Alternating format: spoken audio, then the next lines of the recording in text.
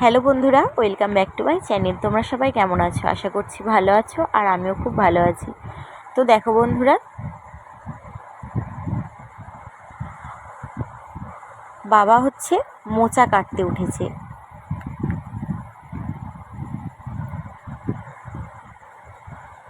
তো সেটাই তোমাদেরকে দেখাচ্ছিলাম। এত প্রচুর কলা গাছ হয়েছে যে দেখাই যাচ্ছে না। তো আগের বছরে একটা কলা হয়েছিল, মোচা হয়েছিল একটা গাছে, আর এবছর কিন্তু 3টে গাছে পরপর হয়েছে। একটা গাছে মোচা বাবা কাটেনি, সেগুলো কলা হচ্ছে, যেহেতু বিচে কলার মোচা। দেখেছো? এবার কলাটা দেখতে পেয়েছো?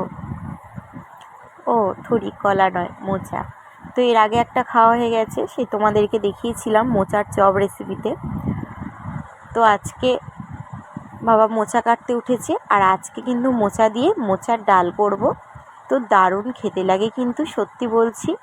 মোচা দিয়ে তো নানান তরকারি হয়, চিংড়ি মাছ দিয়ে মোচা, মোচার চপ, মোচার ঘন্ট, কত কিছু। তো মোচা দিয়ে ডাল কিন্তু দারুণ লাগে। যারা খেয়েছো তারা জানো, আর যারা খাওনি তারা তো অবশ্যই বাড়িতে বানিয়ে খেও। তাদের জন্য আজকে ভিডিওটা। তো দেখো কি বড়, আর দেখো মোচাটার কিন্তু কলা হয়ে গেছে, আর গায়ে দেখো কি সাদা সাদা ভর্তি, একদম গাছের টাটকা জিনিস, সবজি হোক বা ফল হোক, গাছ থেকে পেড়েই ডাইরেক্ট খাওয়া। তো এরপর আমি কিন্তু মোচাগুলো সব ছাড়িয়ে নেব।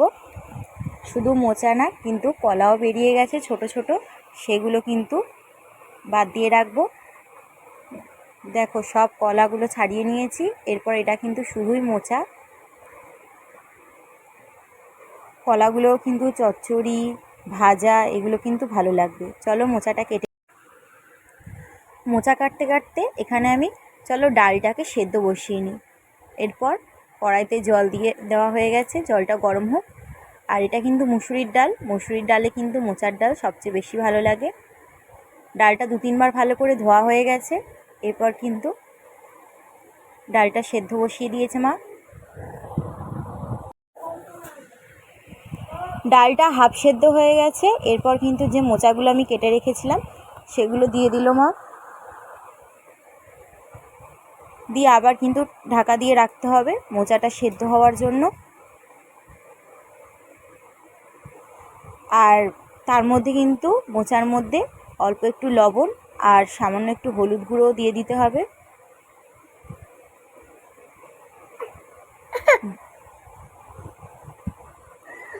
দিয়ে মোচাটা ঢাকা দিয়ে,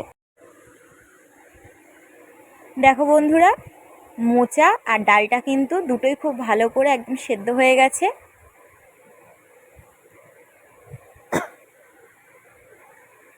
এরপর কিন্তু মা জল দিয়ে দিল, আর জলটা কিন্তু একদম কম দিতে হবে, কারণ মোচার ডাল কিন্তু মোটা হয়, খুব বেশি পাতলা হয় না, তাহলে কিন্তু ভালো লাগে না।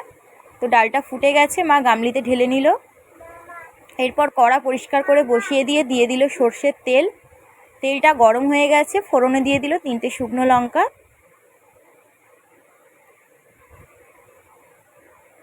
আর 2টো তেজপাতা।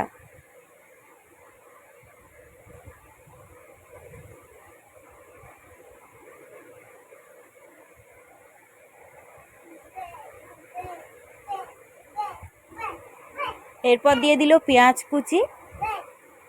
পেঁয়াজগুলোকে কিন্তু লাল লাল করে ভাজতে হবে।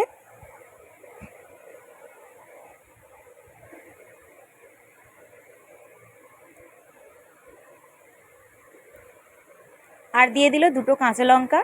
তো মা ফোড়নে 5 ফোড়নটা দিতে ভুলে গিয়েছিল, সেই জন্য কিন্তু এখন দিয়ে দিল। তো ডালের ফোড়নে 5 ফোড়নও দেবে। পেঁয়াজগুলো দেখো লাল লাল করে ভাজা হয়ে গেছে। এরপর মা অল্প একটু আদা আর জিরে বাটা দিয়ে দিল।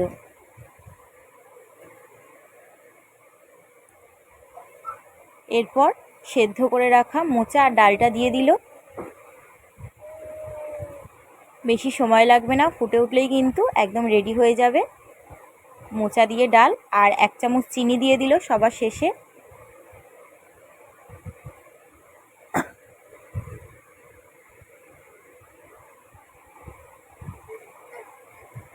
ডালটা মা ঢেলে নিল। তো দেখো বন্ধুরা, আজকে পুরো ভিডিওটা তোমাদের কেমন লাগলো অবশ্যই কমেন্টে জানিও। আর সবার ওপর থেকে কিন্তু মা একটু ভাজা মশলা দিয়ে দিল।